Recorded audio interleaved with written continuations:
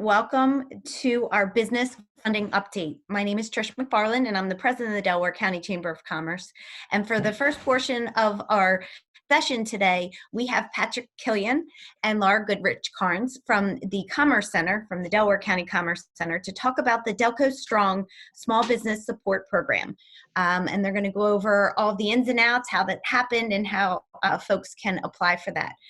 Patrick, Laura, thank you so much for being with us today, and I'm going to turn it over to you.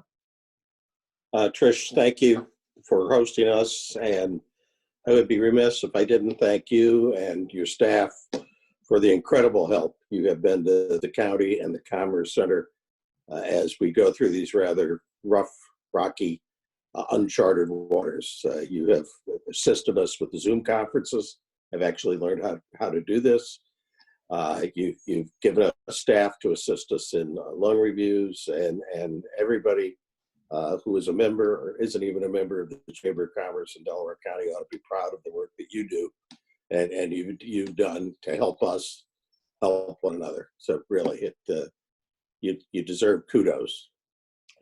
As you know, everyone is looking for a lifeline, and every government entity, certainly in this county and in all the other counties, are searching for ways that we can assist, sometimes in a major way, sometimes in a minor way, our businesses to have a lifeline to get through these next difficult few weeks that we have ahead of us. And let's pray to God it's just a few weeks ahead of us. County Council came to us about 10 days ago. Said, do you think we could put together some sort of a micro grant program to assist the smaller businesses, which are really hanging on by the skin of their proverbial teeth through this crisis, since they have no cash coming in, to ensure that when this is over with, the recovery can be an accelerated recovery and not something that's going to take an incredibly long, difficult period of time. Consequently, we met with the different public agencies, which a number are under the Commerce Center, that are devoted to economic development. The Oversight Board is the authority, the overall administrative authority that has the most authority to do things, but the least money. The Redevelopment Authority has the most money, since we get it from gaming proceeds, but the least authority. We were able to work together with County Council, with the various solicitors, with the County Planning Commission to develop a program that is going to be initially funded by the Redevelopment Authority and an outside contribution from the Delaware Valley Economic Development Loan Fund, totaling $1,750,000 to develop and announce, which we announced last Friday, a micro grant program to businesses in the county, 50 employees or under, to help them get through this, to cover rent, to cover utilities, to cover mortgages. It doesn't address payrolls like the federal program does, doesn't replicate any other federal programs. It is not a loan program. It is a grant program. Montgomery County initiated a program probably a week or two before us, recognizing, you see it every day, those of you on this call, certainly you folks at the Chamber. When Montgomery County announced its loan program, within 6 hours, they had 1,500 applications. Grant programs. They had 1,500 applications. We decided to announce it, develop a new website, which is Delco Strong. When I hand this over to Laura, she can go over the specifics, and give everybody a week to get their paper together to submit electronically or hard copy. We've arranged for a drop-off in the courthouse if people don't have the facilities with which to communicate with us electronically, to make application for these grants. We expect to be overwhelmed. $1.7 million and change looks like a lot of money. In this environment, it's not a lot of money. As I said, Montgomery County got 1,500 applications, had to cease the first day taking additional applications. Philadelphia established a program like this, opened it up, closed it down when they had received 6,000 applications, reopened it, closed us down again. So this is an effort This is a genuine effort. It's a solid effort to help as many as we can, and we will continue to help as many as we can. It's particularly for businesses of 50 or under employees, the smaller, the moms and pops, the ones that are really just hanging in there. There are certain designated areas which we will have a objective scoring system that will receive some preference points. Those, since it is redevelopment authority money, those located in blighted or CDBG eligible areas. We're also giving preference to Main Street retail program throughout the county. The businesses in manufacturing, the trades, carpentry, electricians, HVAC, and businesses that demonstrate a verifiable ability to survive after the crisis. Again, it's not going to solve everybody's problem. It's going to solve as many as we can at this time, and we will continue to seek other sources of funding so that we can continue to help the county businesses, help the members of the chamber, help all the other members of the county. And again, with the chamber who's stepping forward and giving us some folks to help on the review of this, we hope to be able to do that. We not only hope, we intend to do that. So Laura, who's really honchoing the whole program, I can hand it over to her and she can explain some of the specifics for you, and then we can answer any questions that come our way. Laura? Sure. And Patrick sort of reviewed a general overview of the entire program. So what I'll do today is go over the specifics. And to Patrick's point, we put and deployed this information in advance, a week and a half in advance, actually, of the application window.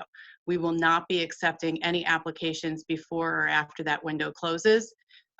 Online, applications will be accepted at the Delco Strong website from 12:01 a.m. through 11:59 p.m. On May 6th. Paper applications can be dropped off at the Delaware County Courthouse entrance at 201 West Front Street on May 6th from 12 noon to 4:30, and on May 7th from 8:30 to 1 p.m.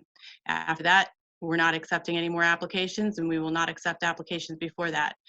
We gave the advance time so that people can put thought process into their applications, reason being that if you do not have a complete and thorough application in accordance with our guidelines, the likelihood of you getting funded goes down greatly, immensely, especially with the response that we anticipate with this program.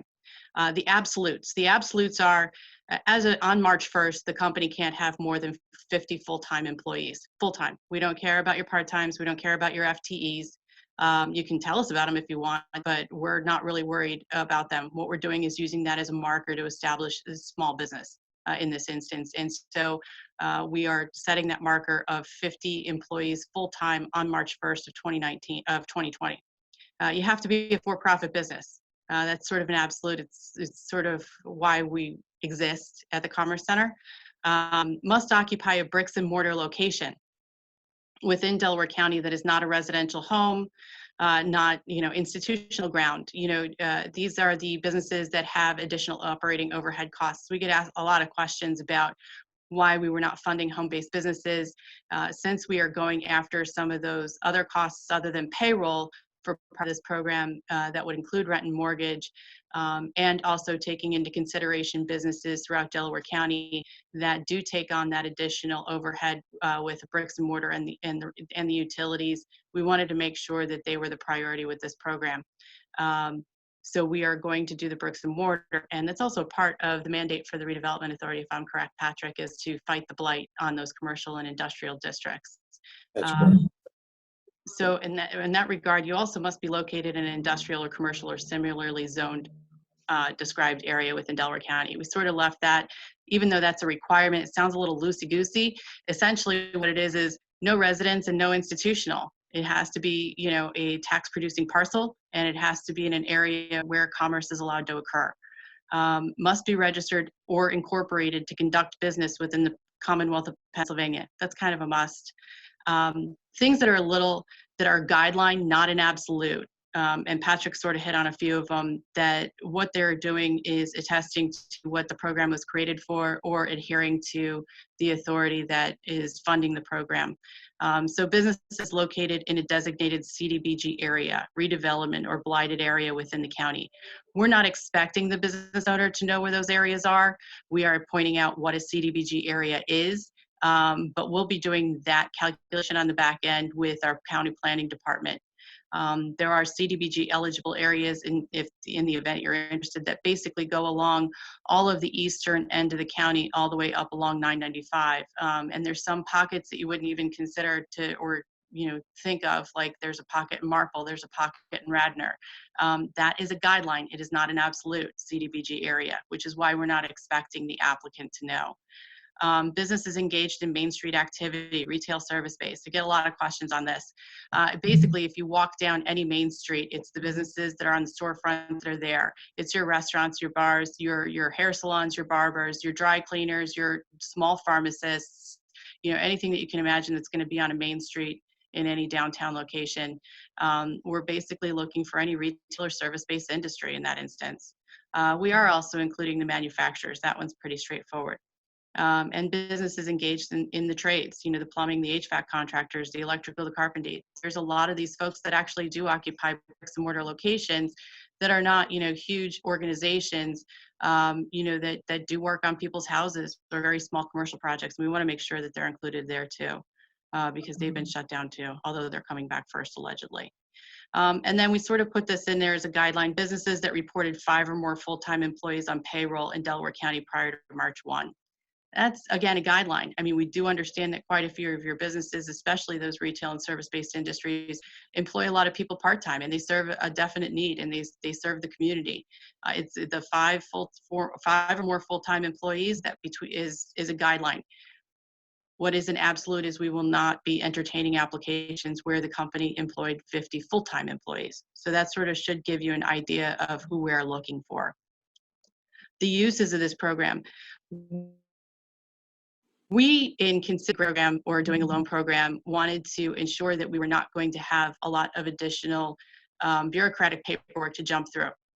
So taking into consideration, as Patrick mentioned, what Philadelphia did in terms of program, what Montgomery County did, and also the state program and the federal programs, what we did was take a look to make sure that these businesses would still be able, for instance, to apply for the Paycheck Protection Program, which relaunched yesterday, which means we're not including payroll for that specific purpose. We are keeping it simple. We are going to limit it to rent or mortgage on the commercial building.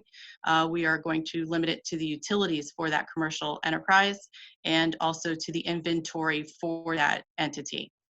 In terms of the dates, we're going backwards, not forwards. So we're looking to sort of help to cover those costs at the onset of the COVID-19 pandemic. So basically, any cost that's been incurred between February 15th and May 5th. And essentially what that would do is limit the business to 3 months of rent, 3 months of utility payments. When it comes to the inventory, as long as it's related to the business, we know that some of the businesses either have immediate 30-day, 60-day, or 90-day net terms. So if that invoice was generated between February 15th and May 5th, or if that invoice comes due between February 15th and May 5th, those would all be eligible. And the next question I typically get is, do we have to submit all of them? You're talking about, $50,000, $60,000, $70,000 worth of cost. No. What you need to do is figure out which of those expenses you want to use as the genesis for the funding. So if awarded, that becomes the program funds. That's what your grant is for.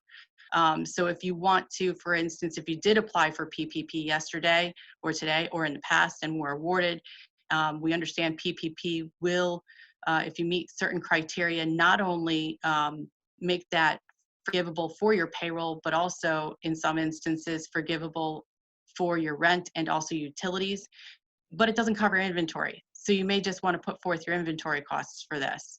And again, it's a backward look, it's not a forward look. So we're not looking to fund anything past that May 5th deadline. Then the other thing is what do you need for an application? Well, the application needs to include a completed application questionnaire. The next question we typically get is, I see the online submission form, but I can't actually insert anything, and that's because the application period is not open. We're providing the questions in advance of the opening of the application window so that you are prepared to respond to those questions. If you intend on filling out the paper form, that is in there. It's in a PDF. You can print it out, fill it out. You just can't submit it until May 6th or May 7th. That's it. We are looking for the questionnaire. We are also looking for a copy of your most recent submitted tax return, signed, executed basically with signature for that business. It doesn't have to be a 2019. It can be a 2018. It can even be a 2017 if you filed for an extension on your 2018. But we need that completed tax return for the business.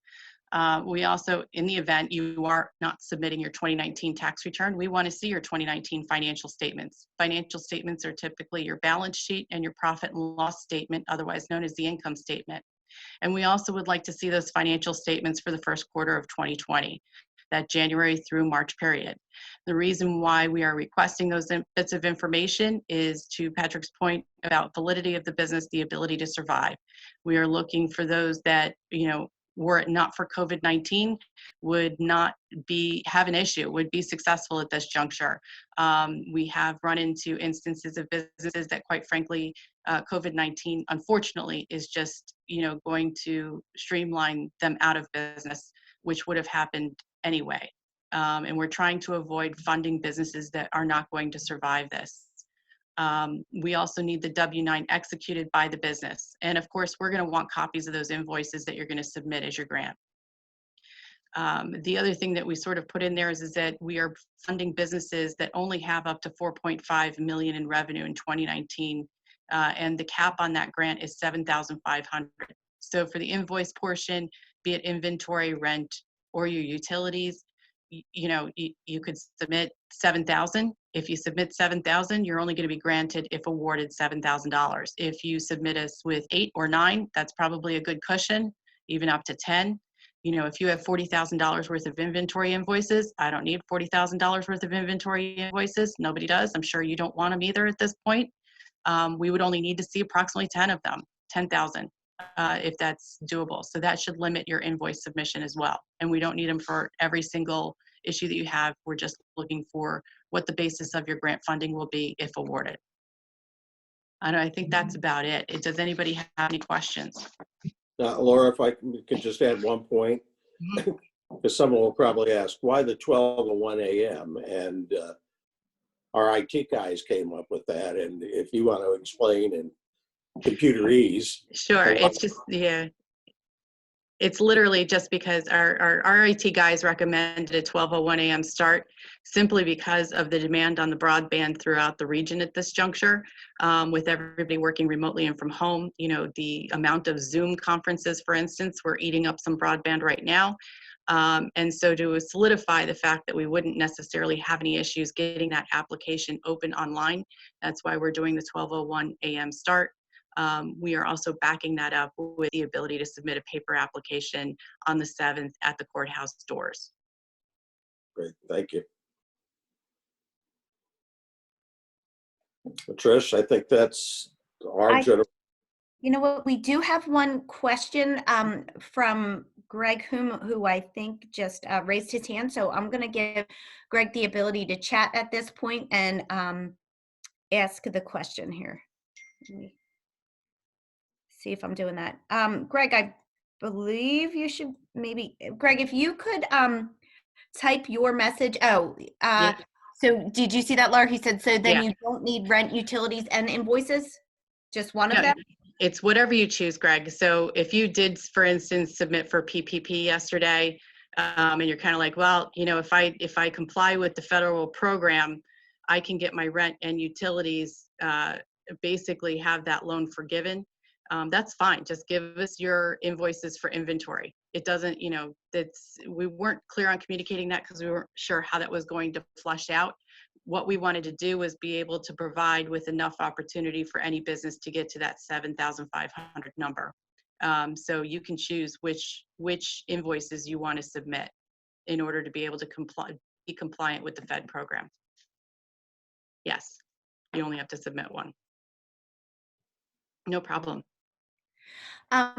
Laura, now you may have talked a little bit about this, but in terms of when folks would find out if they were funded or not, can you talk a little bit about that? Sure. So learning from our suburban counterparts and even from the state program, which I'll get back to that in a minute, but Philadelphia and also Montgomery County, with the unanticipated amount of applications that they received, had originally put out there that, we'll be turning this around in a week. And then 3 weeks later, they did not. Our intent is to communicate as thoroughly and as clearly as we possibly can through this process. We have a team ready for when that application window closes. It will go through a double review process, an initial reviewer and secondary review before we actually release any monies. And that's also in order to make sure that we are holding true to our word that this is not a first come, first served program. Every single application that is received during that application window will be reviewed. So we're asking for a bit of flexibility with that, but our intent is to get the money out the door as soon as possible. We will be communicating that, of course, initially with the grantees, but then the world at large as well. All right, thank you very much. Before we finish up our questions with Laura and Patrick, Pat, can you just give an overview of what the Commerce Center does? Because I'm not sure everybody on the line probably is familiar with it. And I think it would be very helpful if you could just maybe give an overview of what you guys do. I'm not sure anymore. No. None of us are, really. The Commerce Center is basically a fictitious name which covers the activities of the Economic Development Oversight Board, which was established 20 plus years ago to act as the overall administrative entity for all freestanding economic and industrial development entities in the county. Many counties have, all counties have, including Delaware County, a separate redevelopment authority, a separate industrial development authority, all economic development corporations, certified economic development organizations, which are certified to process state loans. County Council, again, 20 plus years ago, consolidated all of that under the aegis, the administrative aegis of the Economic Development Oversight Board. I serve as Director of Commerce for the county. Laura is the Deputy Director of Commerce. Concurrent with that, I serve as the Executive Director of 7 separate public authorities, all dealing with economic development. You have redevelopment authorities, which deal with specific programs and specific areas. That's where the money is coming from this. You have industrial development authorities, which deal primarily with manufacturing entities and not-for-profits and float bond issues. The Delaware County Stadium Authority that owns and does not operate, but owns the soccer stadium in Chester, is under our aegis. We're the Certified Economic Development Organization, certified by the Commonwealth to act upon all state loans. If it has anything at all to do with economic development, if it's business expansion, if it's business retention, if it's business attraction, it comes through us. All loan programs, all bond programs of all of these different entities and these different authorities. We have to occasionally go through a number of steps to get things done. That's why I'm gratified that when council approached us with this program, in less than 7 days, we were able to convene special meetings of the Oversight Board who will implement this program, the Redevelopment Authority, which funded this program, the Delaware County Planning Commission, who had to sign off on the parameters of this program, since they oversee the urban redevelopment law, and County Council to get this done. So if it's economic development, it's us. And there aren't a lot of us in the office, but we do a good job with what we have. And this is an unusual time, and we're doing unusual things, again, with allies and assistants like the Chamber. Patrick, thank you. I really appreciate that. And I know Laura's going to talk a little bit about some of the CWCA funding and also answer Barbara Kelly's question. Yes, we are. No, they don't call me directly, Barbara. They can call the general line at 610-566-2225 or the program help email at help@delcopa.org. That's help@delcopa.org. It's on the website, delcostrong.delcopa.org. But you won't get me on the phone at this juncture. In terms, we started getting a lot of questions recently about the Pennsylvania COVID-19 Working Capital Access Program, CWCA, specifically because the administration released a press release yesterday stating that there was a second round of funding. And it was sort of a poorly worded title for a press release. Basically what happened there was that the governor was announcing loans that had been funded from the first round. They were loan applications that were submitted before the end of March. We are still monitoring and hopeful that CWCA will be refunded. If anyone is interested in that program, we encourage you to send an email or call up your state legislator's office where your business is located and let them know that you are interested in CWCA funding and you would like to see that loan program refunded. We internally are still accepting applications for that program on our website. They are pre-applications completed by the company themselves. We're going through internal review. It's not going as fast as we would like, especially with as we're addressing other issues and other programs such as this one, the Delco Strong program. But we are still continuing to work through the applications that we did receive with the hope that CWCA does open up again. And as we get through that review process internally, doing our mandated due diligence, we're reaching back out to companies for any additional information that's needed on that application to make sure it's packaged prior to hopeful announcement. So if you are interested still in the Pennsylvania COVID-19 Working Capital Access Program, that application is strictly online. It's delcopa.org/COVID/CWCA. And I think we still have that linked on our COVID-19 page as well. All right, thank you. I really appreciate your overview today. Patrick, Laura, thank you. If you can stay on, that's great. If you have other things to do, I know it's a very busy time, so we truly appreciate you educating our members and the business community in Delaware County and offering this opportunity to them. Just before we start with the next portion of our program, just wanted to talk about a couple of upcoming events we have. Tomorrow afternoon at 1 p.m., we will have an opening up Delco webinar. We're going to talk about what we need to do to safely and effectively reopen business in Delaware County. We know it's not going to be easy, but we know that it's eventually going to happen. Fingers crossed, it will happen. So we're going to talk, we're going to hear from some businesses that have stayed open throughout this pandemic and what they've done and the steps that they're taking to protect their clients and their employees, as well as hear from the business community about what their concerns are, what they need to have happen to make sure that they can open safely and effectively as well. We also have all of our resources on our webpage. If you go to delcochamber.org, it's right at the top. And that should hopefully give you all the information that you need to answer all of your questions like this. And Jacqueline is putting it in the chat section as well. Next week, we're going to have a networking seminar, a webinar as well. We're going to have our top networkers give tips and share stories about their networking success. It's not going to be a normal networking 101. It's going to be, best practices and people sharing their successes that they have through networking, and as well as how you can continue to build your book of business, even though we can't be out shaking hands and continuing business in person. Want to double check to see if Kim, I don't believe Kim's on yet. So we'll give her a minute. Oh, Kim is here. Okay. So we will make sure we get Kim live here. Okay. Jess and Jacqueline, can you guys help me have Kim speak?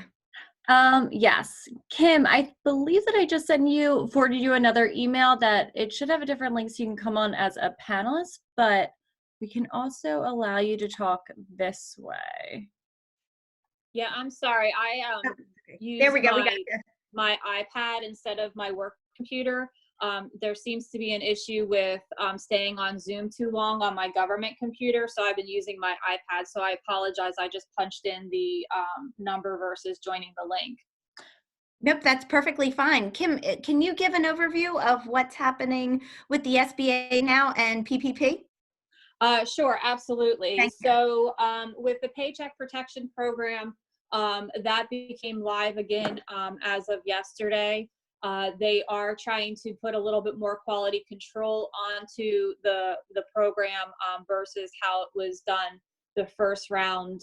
They did put a portion of the allocations towards smaller community banks as well as community development financial institutions, so that they make sure small businesses have the opportunity to apply for the program as well. As of April 16th, though, we did see that across the country, 74% of the Paycheck Protection Program loans were under $150,000. So regardless of what we might be hearing on the media, we do have small businesses getting their hands on the Paycheck Protection Program funds and utilizing it. So we are working with our lenders as quickly as we can. There were some issues with the system being overloaded yesterday, but I believe that has all been worked out. We have over 500 lending institutions in Pennsylvania participating in the program. And there is a link on sba.gov for people to find lenders if their lending institution is not able to assist them at this time. So we do see things moving quickly with the Paycheck Protection Program. With the economic injury disaster loan, that portal has not been reopened with this new set of appropriations. I don't know if and when it is going to be open. What the Office of Disaster Assistance seems to be doing is just processing the loans on the first come, first served basis from the original time of applications. So when the lapse of appropriations occurred, I think about the 16th, they have not reopened the portal to process the loans that were already, the applications that were already submitted.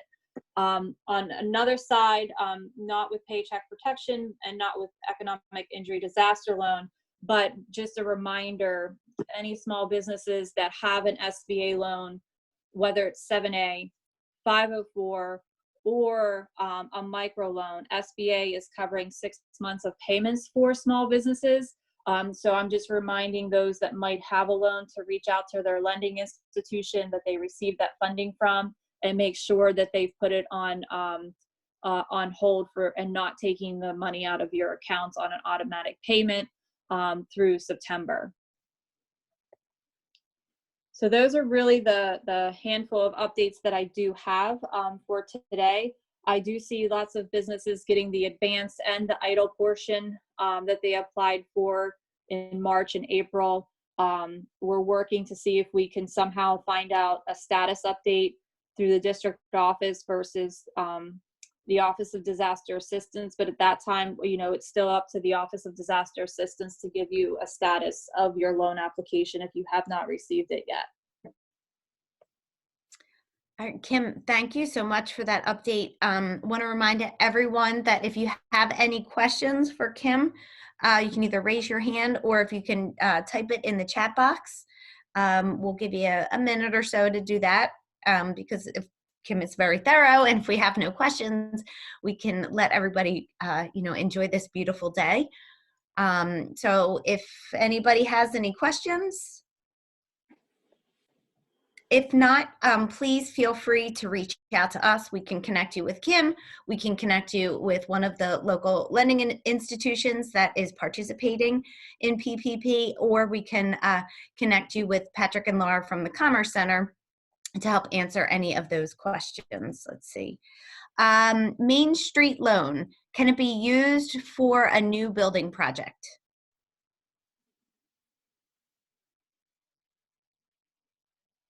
Is that directed towards me, Trish? You know what? I'm not sure. I believe it might be to Laura and Patrick. I say that's not an SBA loan, so I don't have an answer for that. Yeah, I didn't. I think, Laura, are you still on? I'm here. Main Street loan. We don't have a loan. We only have a grant program our grant program does incorporate Main Street purposes. I'm not Is sure. the bill, this is Patrick. Is the building currently under construction? Or is this a speculative? Yeah, and Drake, we can connect you with Laura and Patrick too, if you have, and hopefully we can give you some more details on that. Hold on, Trish. Yes. Yeah, the grant program is for working capital costs of existing businesses, not for construction projects. Okay, perfect. Thank you. All right. Okay, well, I think that looks like all of the questions. Oh, that was for federal program. Okay. So I don't know if we have the answer for that, Drake, but we will definitely get you the information that you need for that. So without any, but we will connect. Yep, thank you. All right, so thank you all for joining us this afternoon. Just muted myself, sorry. I want to, it's a beautiful Tuesday afternoon, and thank you all for being with us. Hopefully we see you all in person soon, face to face. But until then, please continue to check our website and our social media, and we will continue to give the most up-to-date resources and information to help you weather these times. Thank you so much and have a great day.